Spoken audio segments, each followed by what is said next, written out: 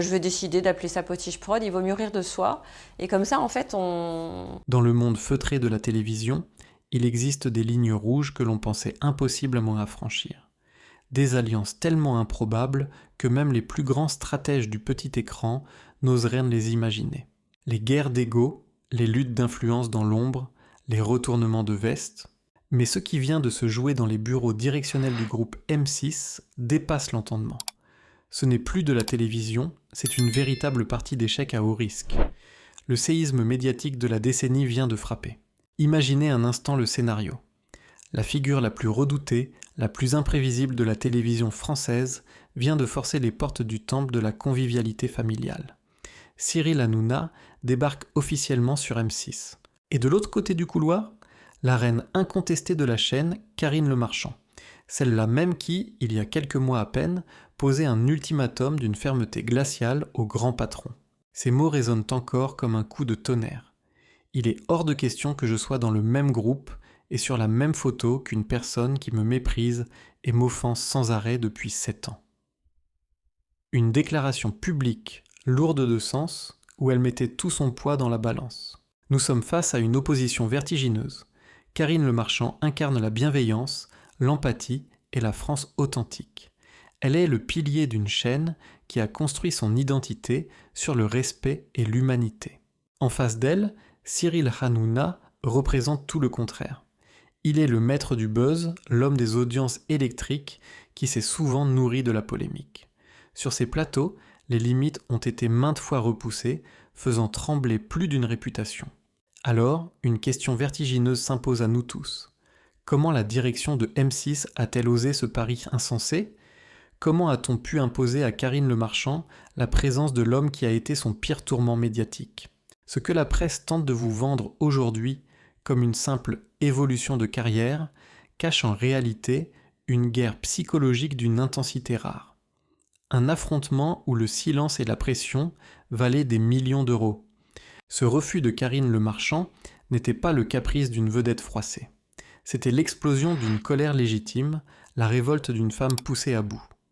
Pour comprendre l'ampleur de ce ressentiment et ce qui a failli faire exploser la chaîne, il faut impérativement regarder en arrière. Il nous faut plonger au cœur de ces 7 longues années d'une guerre d'usure impitoyable, là où chaque mot prononcé à l'antenne était une flèche décochée avec précision. Pour mesurer la profondeur de la blessure de Karine Le Marchand, il faut remonter à la genèse de ce conflit. Pendant près de 7 ans, l'animatrice a été la cible récurrente, pour ne pas dire obsessionnelle, des débats sur le plateau de Touche pas à mon poste. Ce n'était pas une simple critique professionnelle, de celle que l'on accepte volontiers dans notre métier. C'était une véritable stratégie de déstabilisation, une entreprise minutieuse visant à écorner son image publique. Soir après soir, face à des millions de téléspectateurs, son intégrité et sa sincérité étaient remises en question. On l'a qualifiée de diva, on a questionné sa bienveillance face aux agriculteurs qu'elle accompagne avec tant de dévouement. Cyril Hanouna lui-même n'a pas hésité à lancer, en plein direct, des mots d'une dureté rare, affirmant sans filtre son inimitié profonde à son égard. Dans le monde de la télévision, le verbe possède un pouvoir immense. Répété quotidiennement, une rumeur ou une critique acerbe finit par s'imposer comme une vérité dans l'esprit d'une partie du public. Pour Karine, cette pression psychologique constante est devenue un fardeau d'une lourdeur insoutenable. Le point de rupture absolue, celui qui a fait basculer cette animosité dans une dimension institutionnelle, s'est produit en 2019. L'émission de C8 a franchi la ligne rouge de la décence en diffusant des images privées et anciennes de l'animatrice pour s'en moquer. Ce jour-là, l'intimité de Karine Le Marchand a été utilisée sans son consentement pour nourrir le spectacle. Cette démarche inacceptable a forcé la direction de M6 à intervenir de manière spectaculaire pour protéger son étoile face à ces attaques répétées. La chaîne a saisi le gendarme de l'audiovisuel et a imposé un blocus total, interdisant à tous ses animateurs de se rendre sur le plateau de Cyril Hanouna. Karine, meurtrie mais résiliente, a pris une décision radicale, dresser un mur de silence absolu pour préserver son équilibre et protéger ses proches des polémiques. Car il ne faut jamais oublier l'aspect humain derrière les écrans, les audiences et les parts de marché. Quand vous subissez une telle tempête médiatique, ce n'est pas seulement votre carrière qui vacille, c'est toute votre sphère familiale qui encaisse le choc. La colère de Karine Le Marchand n'était donc pas une posture ni un excès d'orgueil mal placé. C'était l'ultime rempart d'une femme d'honneur décidée à défendre sa dignité face à un système médiatique qui se croyait totalement intouchable. Mais alors, comment cette position défensive stricte a-t-elle failli faire imploser le groupe M6 tout entier ? Que s'est-il passé dans le secret des bureaux de la direction lorsque la fermeture historique de C8 a soudainement redistribué toutes les cartes du pouvoir ? L'histoire prend une tournure inattendue avec un événement majeur que personne n'avait osé prédire. La fermeture historique de la chaîne C8. Du jour au lendemain, l'empire médiatique de Cyril Hanouna se retrouve soudainement privé de son terrain de jeu historique. Contraint de trouver un nouveau point de chute, le puissant producteur trouve une porte de sortie inespérée en rejoignant le groupe M6, atterrissant d'abord sur la chaîne BB9. Ce transfert spectaculaire provoque instantanément une onde de choc sans précédent dans les couloirs du groupe. Face à ce bouleversement institutionnel, Karine Le Marchand refuse catégoriquement de courber l'échine ou de jouer la carte de la diplomatie de façade. Pour l'animatrice, voir l'artisan de ses années de tourments s'installer dans sa propre maison professionnelle représente l'ultime provocation. Elle lance alors un avertissement d'une fermeté rare à la direction, se montrant prête à sacrifier des décennies de loyauté et de succès éclatants pour préserver ses convictions. C'est à ce moment précis qu'elle pose ses exigences incontournables, des excuses publiques, le silence absolu sur sa personne à l'avenir et une étanchéité parfaite entre leurs projets respectifs.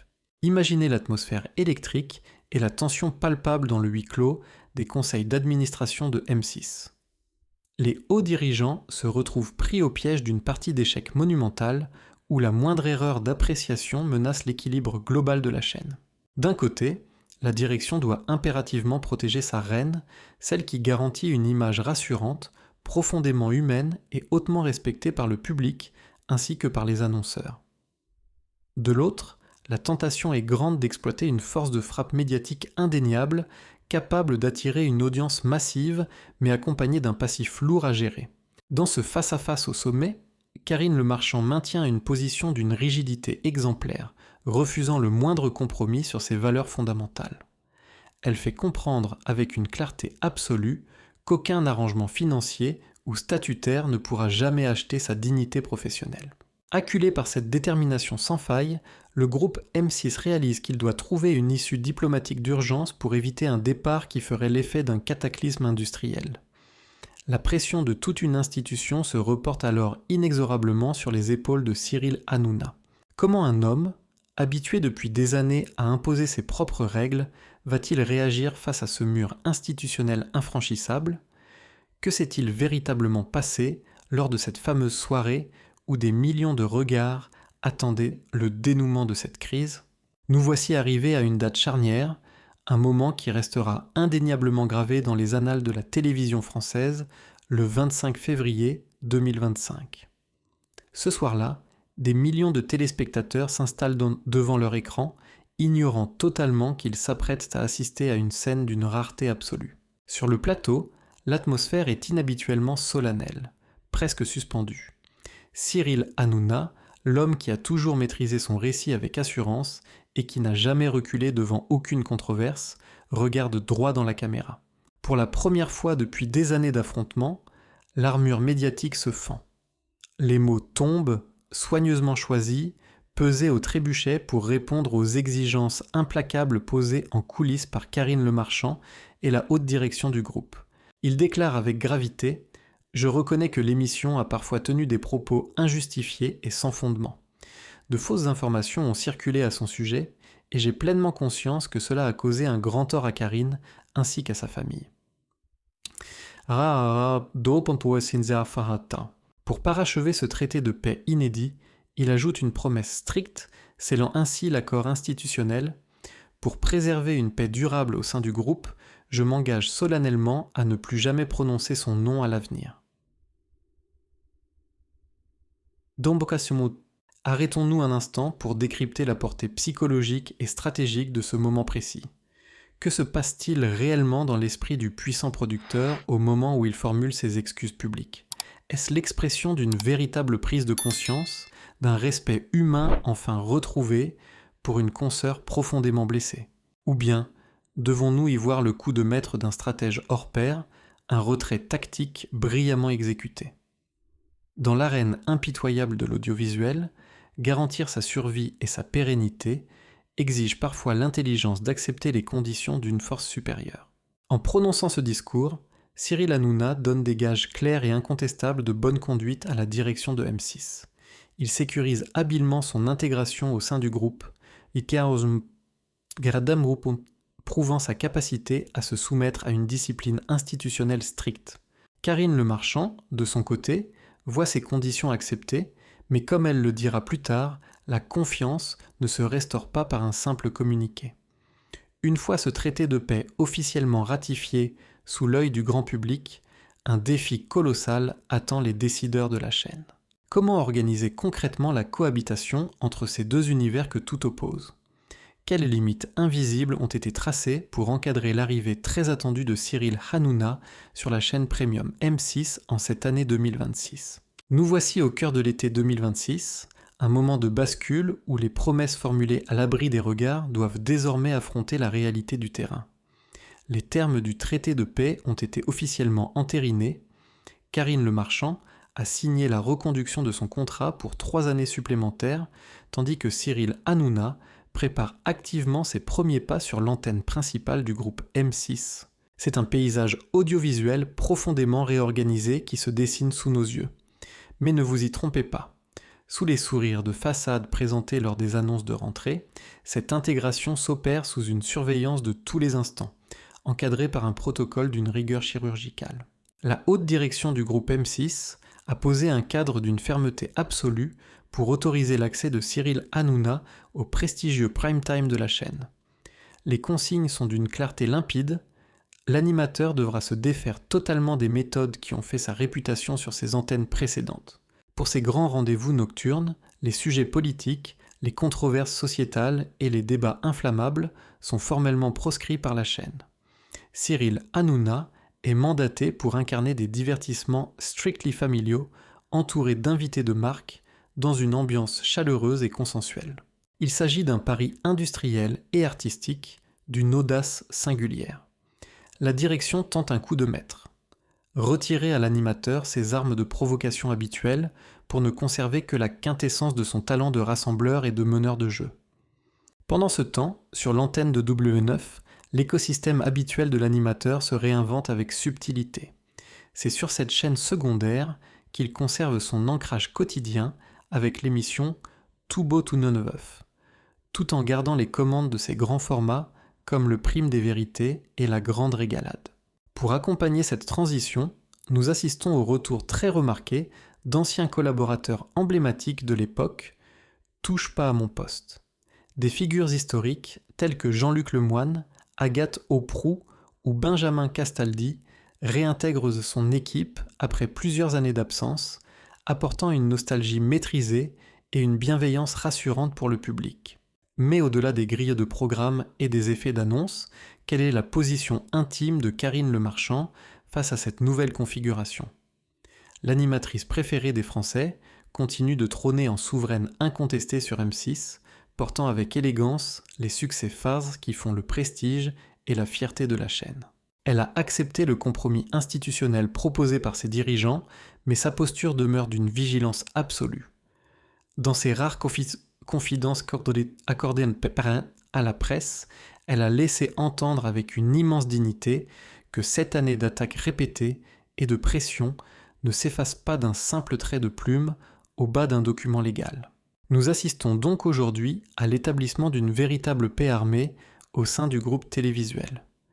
2 figures majeures, aux visions diamétralement opposées du métier, cohabitent désormais sous le même toit, sans jamais se croiser, séparés par des frontières invisibles mais strictement hermétiques. Chacun évolue dans son périmètre attribué, conscient que le moindre écart de conduite, la moindre étincelle ou le moindre manquement aux engagements pris ferait voler en éclats l'édifice diplomatique construit à coups de millions d'euros. C'est un équilibre fascinant où la raison économique tente de maîtriser les passions humaines.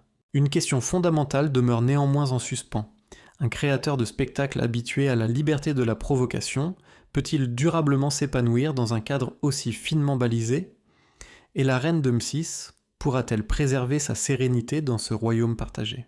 En observant le dénouement de cette saga exceptionnelle, une vérité fondamentale de notre métier saute aux yeux. Le monde de la télévision est un théâtre de pouvoir d'un pragmatisme absolu, où les émotions les plus vives finissent presque toujours par se plier aux exigences de la stratégie. L'affaire qui a opposé Karine Le Marchand à Cyril Hanouna ne fait pas exception à cette règle d'or. Elle nous offre une leçon magistrale sur les rouages secrets de nos médias contemporains. D'un côté, Karine Le Marchand a accompli quelque chose d'inédit dans l'histoire récente du petit écran.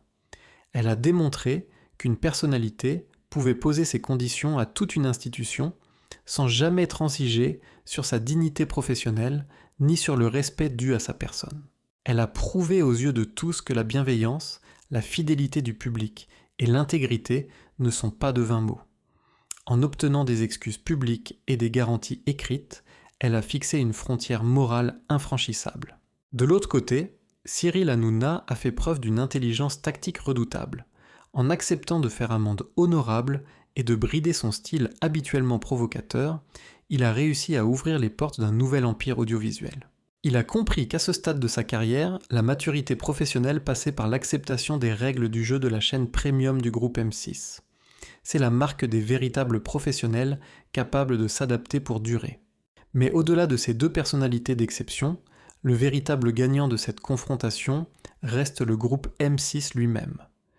En parvenant à éteindre un incendie dévastateur tout en conservant ses deux talents majeurs, la direction a signé un chef-d'œuvre de diplomatie industrielle. Elle a su préserver l'image de sa chaîne amirale tout en s'offrant une force de frappe inégalée sur ses antennes secondaires.